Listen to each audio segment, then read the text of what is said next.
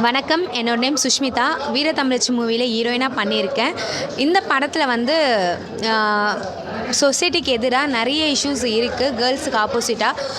So இதுலேருந்து கேர்ள்ஸ்க்கு இருக்க problem வந்து போல்டாக வெளியே கொண்டு வரணுன்றது தான் இந்த படத்தோட கான்செப்ட். ஸோ இங்கே இருக்க பெண்கள் எல்லாருமே தைரியமாக வந்து இந்த படத்தை பாருங்கள்.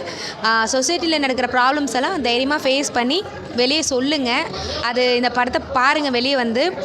ஏன்னா இந்த படத்தில் என்ன இருக்குது, எந்த மாதிரி ஒரு ப்ராப்ளத்தை எப்படி ஃபேஸ் பண்ணணும், அதுவும் எப்படி ஃபேஸ் பண்ணால் என்ன மாதிரி விலை வரும் வராதுன்றதை விளக்கக்கூடிய படமாக இது இருக்கும்.